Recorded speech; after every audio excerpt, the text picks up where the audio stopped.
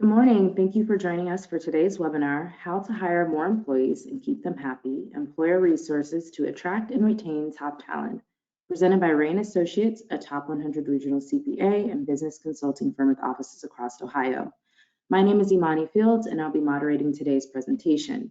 Before we get started, there are a few housekeeping items to cover.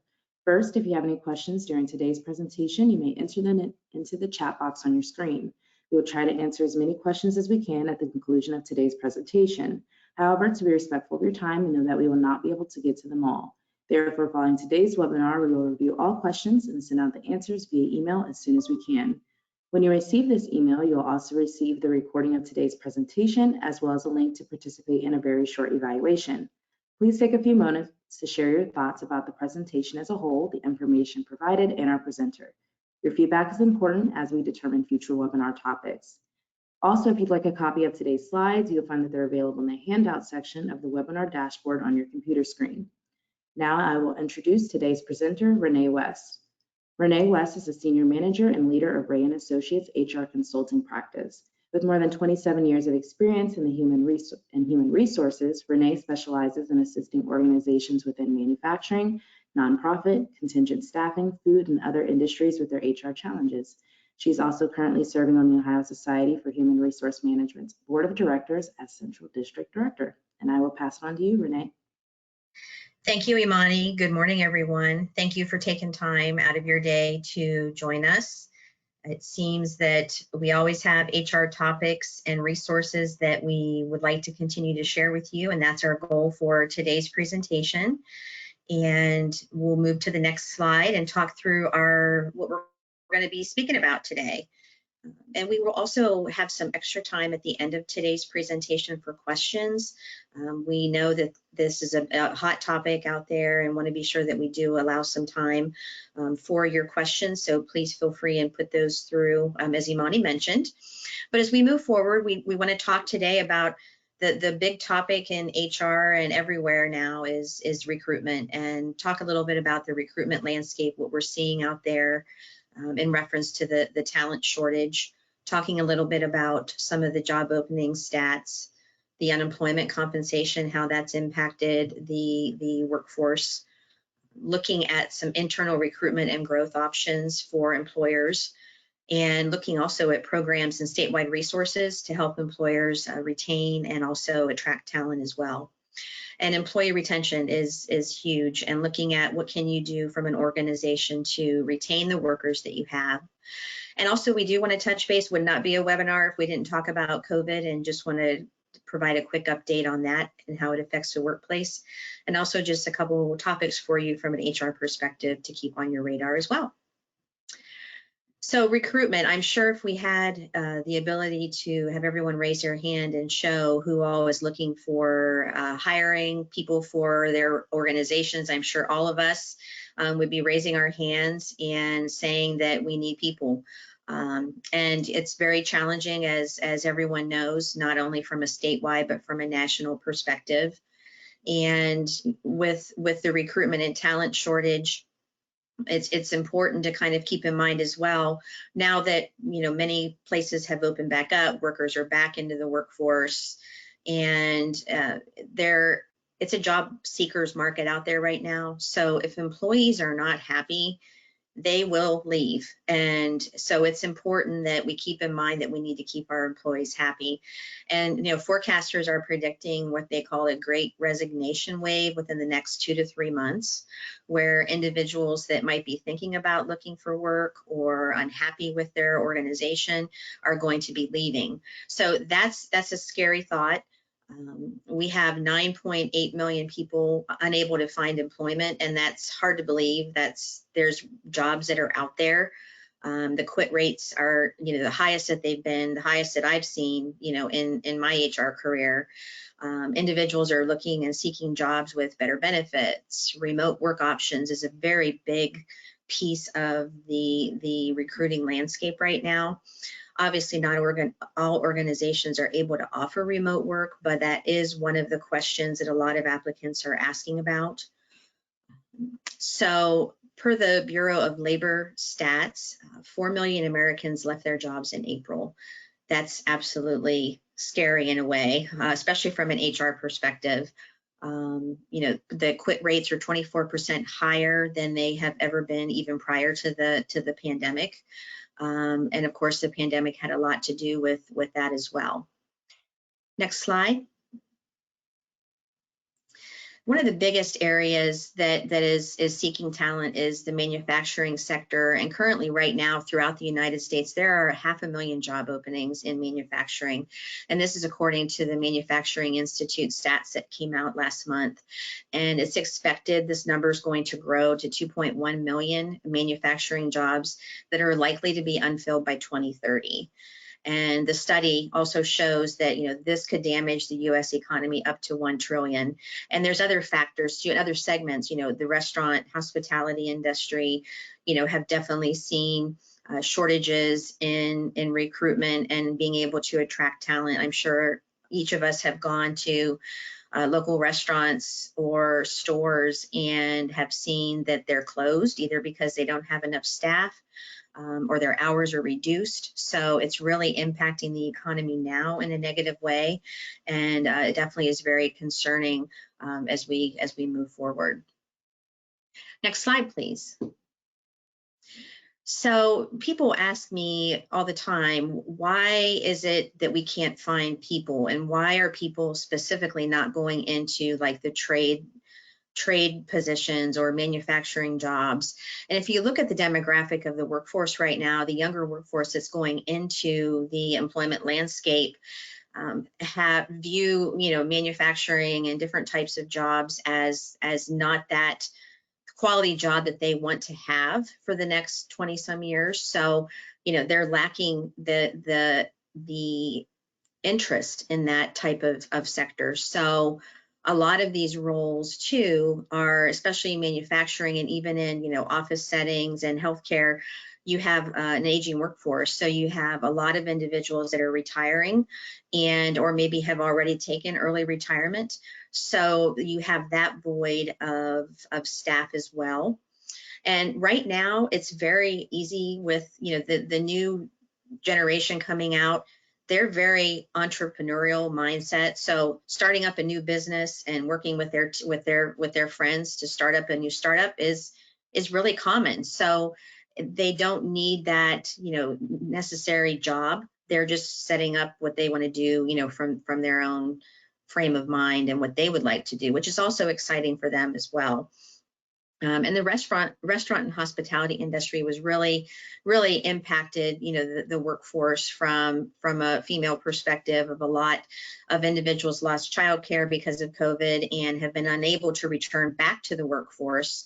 And that's why we're seeing that lack of demographics in that area that are filling those roles that we desperately are looking to fill. Next slide. So one of the biggest things that has impacted the talent shortage is, of course, the unemployment compensation. And obviously, you know, unemployment is there to help those individuals that, you know, lost their jobs due to restructuring or a result of the pandemic. And if we look at, you know, the stats here recently, as of last Friday, Thursday or Friday, the federal unemployment of the extra $300 per month has ended. So the expectation is hopefully that will push some more individuals back into the workforce. However, it's important to keep in mind that even with that $300 no longer in effect, the unemployment compensation timeline has actually been extended, where individuals will still be on unemployment for a longer period of time. So that mass entrance into the workforce is going to be more of a trickle effect, and that's concerning as well. But hopefully, you know, the individuals getting back into the workforce will allow those employers to fill some of those spots that we have. And the unemployment compensation, the whole department itself, you know, they have even hired a fraud division. As many employers know, there was a statewide, you know, unemployment fraud issue over the last year that impacted a lot of employers. And it's also very important that employers are looking at what they might receive in a correspondence from the Ohio unemployment offices. We're now starting to see where clients are receiving notice of eligibility or determination of benefits. So it's important that when employers receive that statement that you're looking at that line by line to ensure that any of the claims that you're being charged for are actually employees that, you know, were a part of your organization or were an active claim. It's important that if you do see claims that, you know, you're being charged for, that you are reporting those as fraudulent. And again, this fraud unit has a lot of work to do. There's a lot of fraud that they're still trying to go through and ensure that they're pushing through those claims that are valid. But it's important that employers do look at that. And if you do have questions as it relates to unemployment, you know, please reach out to us. We're able to talk with you about questions that you might have. But they are starting to see more of these determination of benefits coming forward. So keep an eye out as those start to come through. Next slide, please. So as we're talking about, you know, all the openings that we have, what resources are out there for employers to help you? And I know many of you feel that we're all trying to recruit from the same area, and we're just almost, someone told me yesterday they feel like they're a hamster on the hamster wheel just going in circles, and they don't really know where to go. So there are a lot of free resources out there for employers, and we've shared this link here that will take you to the Ohio Means Jobs and the state of Ohio's internship resource and talent for resources for employers. And as you see here, there's a lot of different pieces and parts of this, but we're going to go through a little bit about some of these resources that can help you attract and start to hire and grow within some of the talent that you might need in your organization. So take some time and, you know, visit these sites and look at the information. Again, everything is free from a resource perspective, and there are a lot of helpful tools in there as well. Next slide. So we've had a lot of conversations with organizations about, we've never done an internship program, we don't know how to do it, what should we do, what resources are there? The link that you see here talks about internship opportunities, how to set them up, what's the difference between an internship and a co-op. Some organizations might have one or the other or both. An internship is actually a company partnering with high school, colleges, to actually bring individuals into their organization and learn the opportunities. And also, you know, it's a pipeline of candidates for individuals and employers as well. And this can be across the board. It's not industry specific. Internships are a great way to provide candidates with the experience of your organization. It's also an opportunity, especially from a seasonal perspective, if you're looking to bring in individuals over the summer or breaks. College students are available. A lot of organizations have taken advantage of that opportunity. And the co-ops, the difference between that is the co-ops are actually where again, you're working with universities and high schools, but they actually are for credit for an organization. And for the employee or the student, they receive credit for their classes that they're taking. So similar partnerships, but very resourceful. And again, we've worked with organizations and are happy to come in and talk with you about how to start it, how to set it up, what are the best practices. You know, we've utilized internships at our firm, and I've also utilized them at previous employers that I've been at. And it's great to start them up and see how they grow. And it really helps you with that pipeline of candidates to keep them coming through, and also helping the community as well by, you know, sharing what you do as a company. And that word, you know, does get out if you're going out to colleges and talking, you know, to trade schools as well about your organization, and even your high schools also. Next slide, please. There's also opportunities for initiatives that the governor's office has for tech cred, which is actually credits that are available to organizations for specific type of roles that individuals will go and receive additional training for. And again, a lot of information, too much for us to really review here, but there is a link there for you to review and look at some options there as well. Next slide.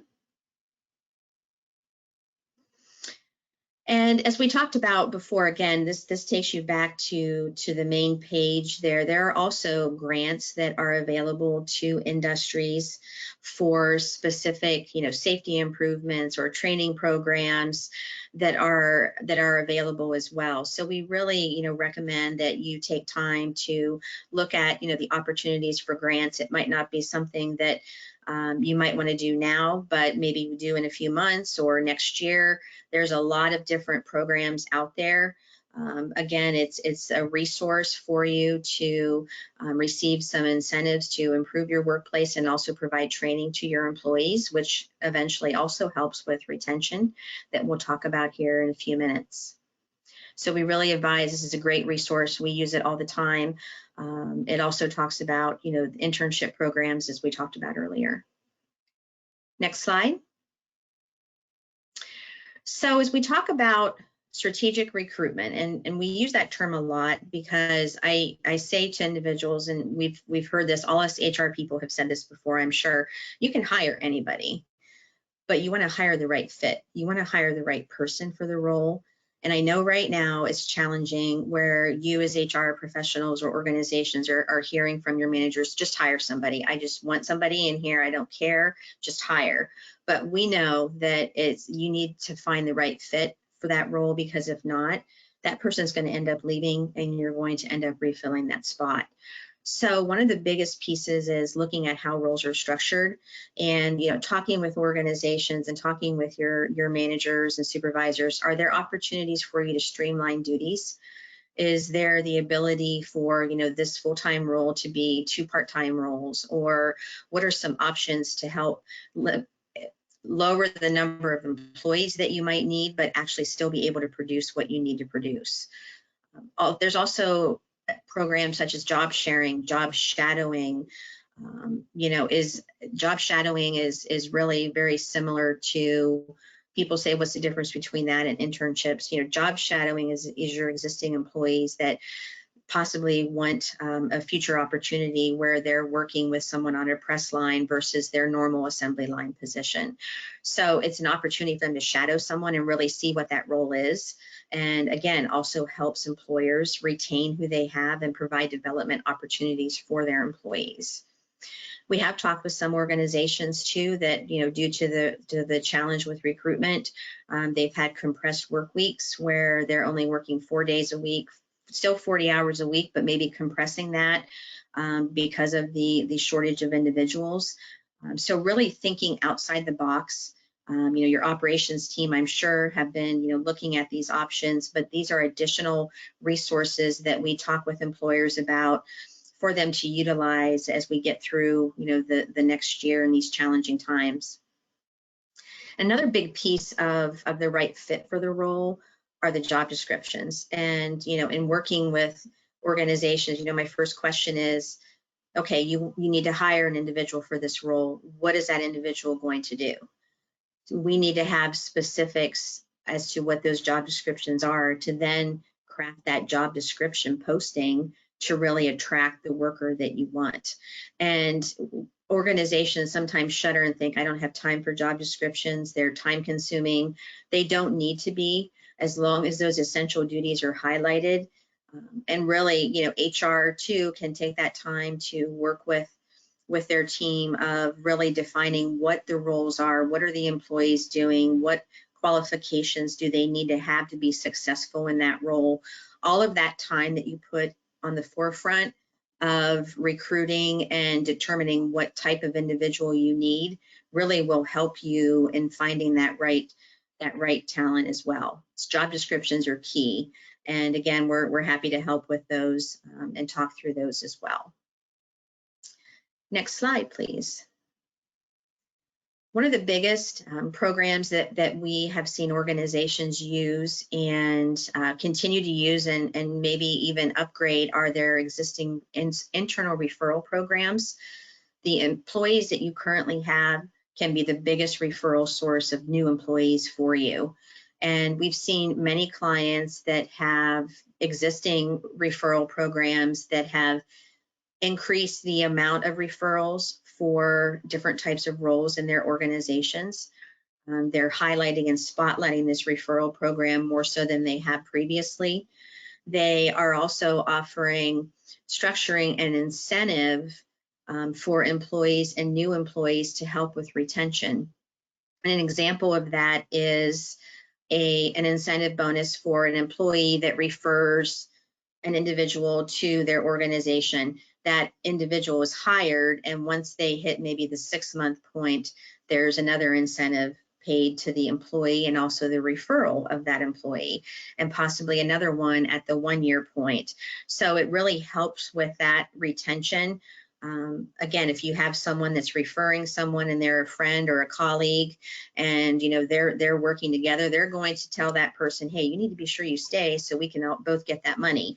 And it is working. We are seeing a lot of companies that are starting to see that helping. So again, that's just a new way of either implementing a referral program or expanding what you currently have. And it does not need to be, a lot of companies think, well, we don't have the ability to have this type of program. If it's something where it's, not a monetary item that you can give, what about company swag, or what about, different types of incentives? So there's always ways, but the biggest referral source that you're going to see are from those existing employees that you have. So really take advantage of that and utilize these programs if you have not already. Next slide, please. And, we've talked a little bit about, employee retention already, and, what else should employers be looking at to help retain the staff that they have? And one of the biggest pieces is, again, engaging the younger workforce. How can you do that? Is your organization, reaching out to the trade schools? Are you going into the high schools? Are you having events at your organization for people now that it's open and the restrictions are gone? Are people able to come tour your facility for potential job opportunities? Looking also at what your internal training and development plans are for your employees. What options are there for employees to remain at your organization? Is there training for them? Is there the opportunity to move into a different department? How can you grow and support your employees is a big piece of being able to retain them as well. And that's one of the biggest questions that we're hearing from applicants across different types of industries as well, of what type of development opportunities are there for me at your organization? And if you as an employer can't say we don't have those, you can pretty much guarantee that candidate's going to be looking somewhere else, because that's a big piece of what candidates are looking for, is that growth potential, and that helps your organization as well. One of the biggest pieces too is competitive wage structure. We've heard a number of companies, in our area and even, throughout the nation that have increased their starting wage substantially to be competitive with the, organization across the street or within the surrounding areas. Some organizations, we've seen an increase of $1 to $2 an hour. The fast food industry is really taking, some of the applicants as well, just because they're paying a higher wage also. So again, looking at your wage structure as an organization, are you competitive and able to attract that key talent is a big piece of that strategic recruitment. And also one of the biggest pieces too, as we talk about the wages, is we're hearing from a lot of companies that we have an existing workforce, maybe they've been here for a year or 5 to 10 years, and they're at a certain wage level, and now they're seeing all these new employees coming in at possibly higher rates than what they have seen since they've been there. So that's starting to show some discontent among some workers in different industries. So it's important that organizations also look at the existing internal comp structure that you have to be competitive, to try to bridge that gap between the new people you're bringing in and the existing people that you have, because you don't want that to be a big disparity as well. Another piece to help organizations with retention is performance management.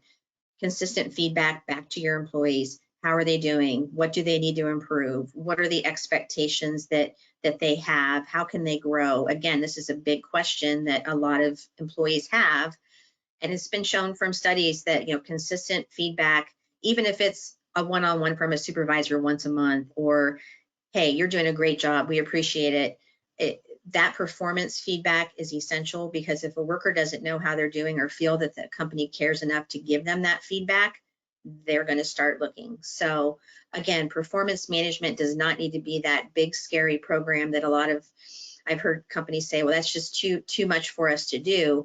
It can still be a consistent and reliable program without being a huge burden. So again, another option is to, you know, look at what can you do to structure that to really help your employees as well. And we talked about already the competitive pay structure, but also what are your benefits? You know, your insurance, do you have profit sharing, 401k, paid time off, personal time? We're seeing some companies that are, you know, adding an extra floating holiday this year just because of the challenges of the past year and a half. Offering, you know, having food trucks come in, offering just unpaid days off for employees that, you know, want to extend time off. So there's a lot of different things that we're starting to see companies that are continuing to do. And it's important that when you're advertising and recruiting, that you're really highlighting those perks and the benefits that you have at your organization to set you as one of those employers of choice. Next slide.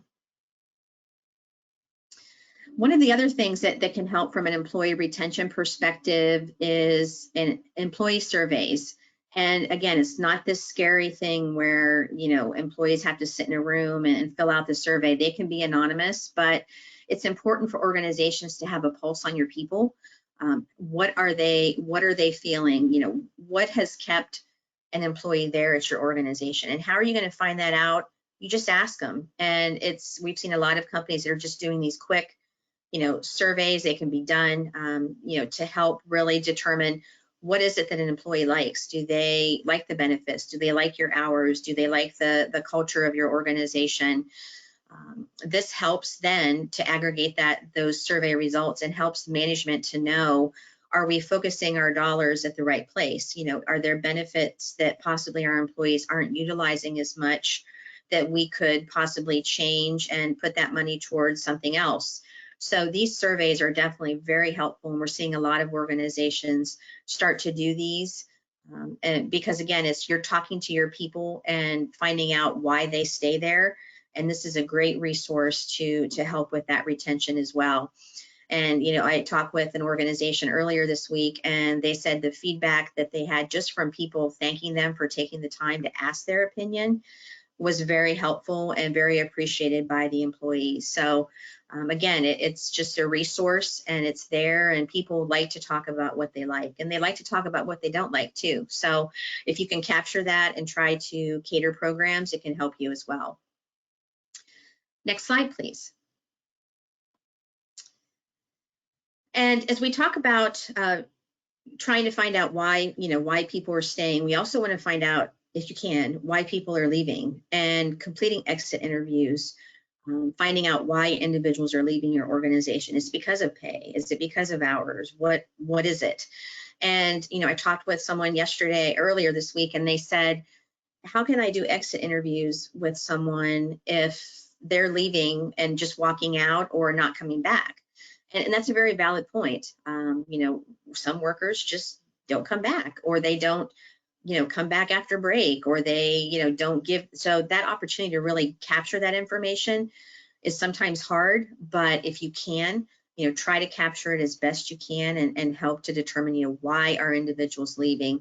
Talk to the supervisors. If you're able to find out and have that exit interview, it can even be a very quick one on the phone, or it can be something that you talk to them about prior to them leaving. It's really important to capture that and help that as well. And we talked a little bit also about employee perks and employee relations right now. And again, employee relations has always been important, but even more so now.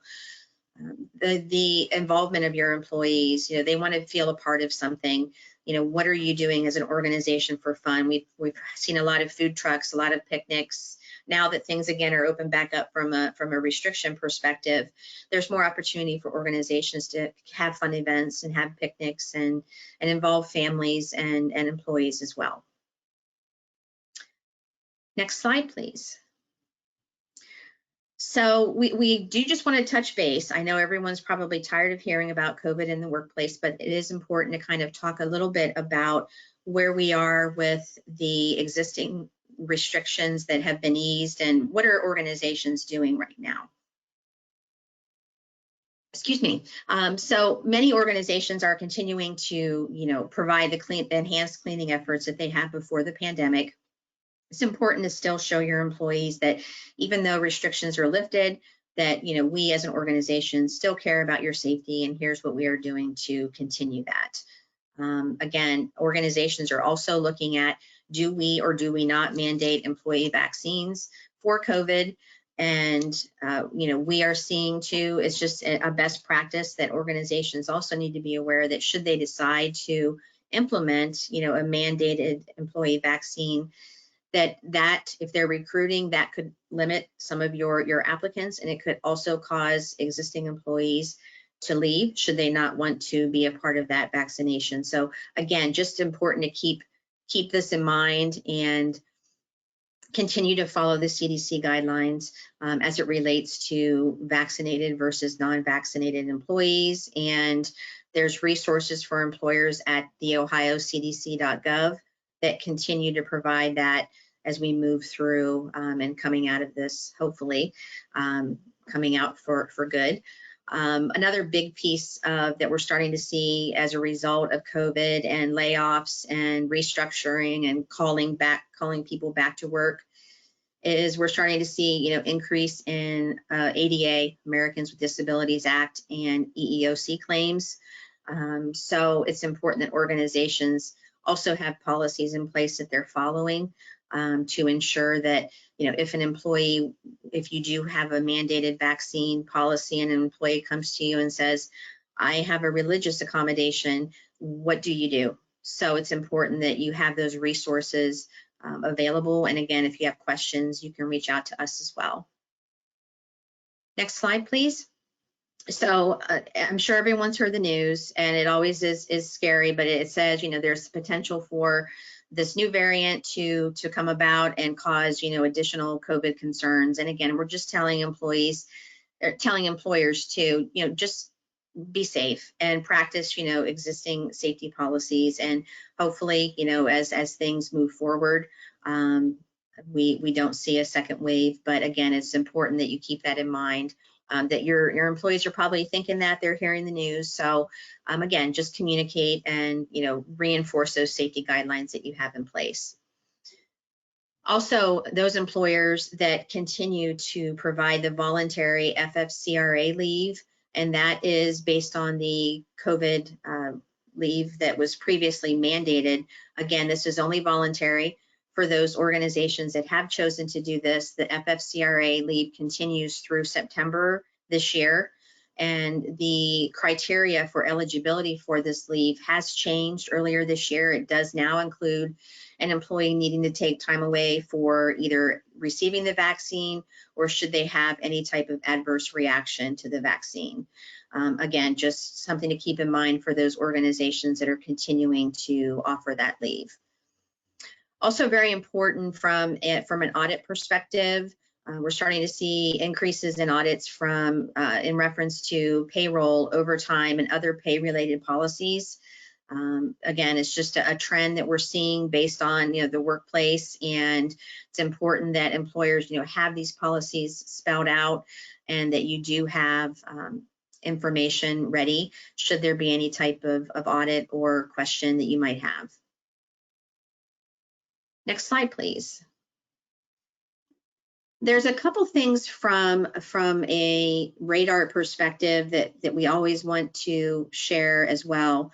Many of you are probably receiving, or employers are now starting to receive, there's information in reference to the BWC payroll reporting guidelines for the period of July 1st last year through June 30th this year.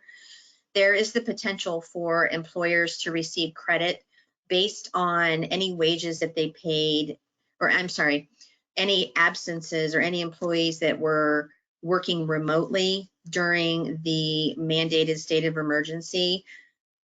If those hours can be coded specifically to the code that you see here, that can be part of that payroll processing report that you're submitting to the BWC that could possibly be a premium refund for you. So it's important that you do look at the BWC website, and we're starting to see some of these notices going out to employers. Pretty standard. It will talk you through about the process of how to go about and request this payroll class code, and also references for you to move through that reporting process. Next slide, please. We did talk just a few minutes ago about the Fair Labor Standards Act, and also, the payroll perspective, the overtime. One of the biggest things from a resource perspective that we want to be sure employers have in place is the definition of what is your pay period, when is it biweekly, is it monthly, talking through and being sure that you have all of these payroll policies outlined in your handbook that we mentioned here at the end of the slide. It wouldn't be an HR webinar if we didn't talk about the importance of employee handbooks, so we're going to skip and talk about that now. And one of the biggest pieces, again, from a compliance perspective, is ensuring that you have your employee handbook updated. We've talked to many organizations here over the past year and a half due to the pandemic that have really, kicked a bunch of them in high gear of being sure that their handbooks are updated. There's a lot of policies that are mandated, and then there are some that are recommended as well. We can definitely help with that, but it is important that you do have the employee handbooks updated, and that those are forwarded to your employees, and you receive a signature form back from them about the acknowledgement of what they've received. Another item that we're hearing a little bit about is in reference to OSHA and what resources are out there for employers as it relates to COVID, and whether or not an incident is recordable on their OSHA log. Is the exposure COVID related? Is it from work? So there's a lot of different questions that are out there right now. OSHA does have some guidelines that are specifically outlined, and we've shared the resource link here for you, just as to best practices and standards for employers in reviewing that information. So take some time, if you do have questions, to look at that resource. Another thing that we're hearing, this has not been required at this point, but we have heard that there's options for the BWC to possibly look at mandating some type of workplace violence active shooter training. Again, this is just hearsay that we're hearing, but it is gaining a lot of traction right now, as there have been an increase in workplace shootings, and organizations are definitely need to ensure that, again, their handbook has workplace violence and information outlined and resources for their employees in there as well. So again, just an item for you to keep in mind. And also I-9s, every HR person's favorite topic. It's important, as always, to ensure that your I-9s are completed. And one of the biggest things too, again, we've mentioned audits, and we're seeing, the audits tend to go in a trio. So if there's a Department of Labor audit, you can pretty much guarantee there's going to be an OSHA audit of some kind, and then possibly a Department of Immigration. So with, the I-9s, there are resources available, and we're happy to help, should you need that assistance. But looking at auditing your internal I-9s, ensuring that you have active files for your current employees and also terminated employees, that your retention schedule, abides by the federal guidelines. And, we've had a couple organizations reach out to us and say, our I-9s, we know that we have some questions and concerns, and we just need some help with how to do them correctly. And again, there's resources there to do that, but I-9s are definitely a hot topic right now. So please be sure your organization is doing them as required. And if you have questions, reach out to us too. Next slide, please. We've covered a lot of information, and I'm sure there's some questions out there. So we do want to provide some time to see. Imani, do we have any that have come through? Sorry, I was muted there. So we have the first question here is, can you please define actively seeking work? Does simply applying for a job and scheduling an interview qualify? That's a great question. So as part of the unemployment compensation, now they have added additional requirements for those actively seeking work. And actively seeking work is, just as you mentioned, going out and actively seeking work, putting applications in, scheduling interviews. There are certain requirements. I'm sorry, I don't have the exact outline, but if you go to the unemployment compensation law webpage, it will define what that actively seeking work is, because they have put some new parameters around it. So before, as we say, like a year and a half ago, the unemployment was just, as you know, just crazy. So there really were no restrictions or no requirements for the employees to be able to show they were looking for work. So that's now what they're trying to regulate.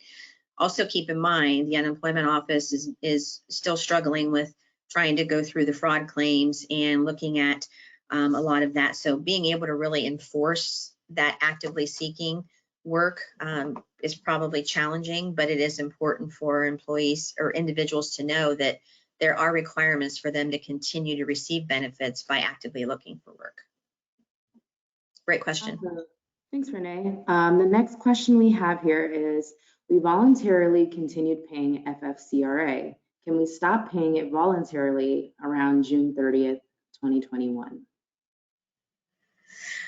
An employer is, from my understanding, and I would like to clarify that with legal, is that you can stop, but there needs to be notification to your employees. It's not something that you can just do without some type of notification. We can definitely reach back out to our legal resource and provide that information back to the group if you would like. So it says public employer. Do we need a record retention schedule, or can we dispose of them per the I-9 timeframe? There is the schedule is the same. So from a retention schedule, whatever employer you are, it's the same across the board. So, and if you do have questions about that, we do have a copy of a retention schedule we can share with you. Awesome. The next question we have here, and the last question. So if you guys have any questions, make sure you enter them into the question box. But it says, are you seeing employees quit because they are being asked to return to work rather than working from home? Yes. Yes, that is definitely a trend that we've seen and that we're seeing nationwide. So again, that challenges organizations. Everyone pivoted, our favorite word, the end of March last year. So individuals have, seen what is out there from a remote work perspective. And now that employers are asking them to come back, some are making that decision that they don't want to, that if that remote capability isn't there, they are not coming back. It is important, though, for employers to keep in mind that if there's opportunity for hybrid work schedules, we are seeing a lot of different types of organizations that are not fully remote for individuals, but they offer maybe 2 days in, 3 days out, or remote. So there's different types of schedules, but it is important that employers know that if they have work available and they're calling an individual back to work, that if that individual does not come back, that should negate their ability for unemployment benefits, because that employer has work available. So it's important that, again, when employers are doing their recalls, that they're documenting who they're calling back, what the discussion was, if there were any concerns. So that way, if and when an unemployment claim does come back, you have that documentation to know, okay, we offered them the ability to return and they decided not to. That's just a best practice. But yes, we are seeing that nationwide. Awesome. We did get a few more questions here. So the next one is leadership/management is identified in a multitude of articles from WSJ, Forbes, LinkedIn, etc., as a key factor in retention. Can you address strategies for handling leadership problems that frequently contribute to turnover? Well, these are great questions today. And yes, so there are resources out there, and there are a lot of resources. And again, we're happy to, share some for you. But the biggest piece is, from a retention perspective, it has to be from the top down. If managers and supervisors are trying to enforce something that company management is not supporting, then yes, it's going to be hard and people are going to leave. They want to see that it's supported from the top of an organization all the way down. And senior leadership really sets the tone for organizations as to what the culture is, what the policies are. And if employees see that leadership is focused on developing and keeping workers safe and supporting the culture and organization, then they're going to stay. They're going to want to stay. Now, is leadership always going to agree with every type of policy or different type of program maybe HR comes up with? Probably not, but HR now has the opportunity to be more strategic and have discussions with leadership of change management and, educating the senior leadership about what they're seeing in the workplace and what they're hearing in the workplace. I've always been a firm believer that sharing what you know as a resource to leadership helps them to make decisions and lead as they should if they have the communication and information. So it's a two-way street, but yes, top down is supportive of organizations. Next question we have here is, are you seeing any job positions changing more than others, maybe HR or PR positions? That's a great question. We are starting to see there's changes in a lot of jobs right now, but there's a transition right now in HR roles. We're starting to see a lot of HR openings across the board nationwide. Being in HR for years, we've all seen a lot of changes. The last year and a half has been very challenging for a lot of people in that type of field. So many are, making that change. So we are seeing that. We're also seeing healthcare is another area where, just from an employee perspective, people are just burnt out and exhausted and are starting to, look at some other options of different types of roles. And really, it varies by state too. But from a national perspective, it's just those. The manufacturing jobs too, we're starting to see, a lot of turnover. It seems that individuals are migrating more towards a lot of the warehouse and those types of opportunities, order fulfillment centers. People are leaving to go to those type of roles. So that's a little bit about what we're seeing out there. Great. The next question we have here are, what are you seeing on best practices for monitoring work from home staff? That's a great question. And, best practices include, from a manager perspective or supervisor perspective, establishing what the expectations are with that individual. Your work from home program or remote program should have accountability in there. So as a manager, it's also important that the manager sets expectations and has touch base with their remote employees. Maybe that's a weekly session or a weekly Zoom session or a weekly meeting or a monthly meeting. It's important to have those touch base and that engagement continuing.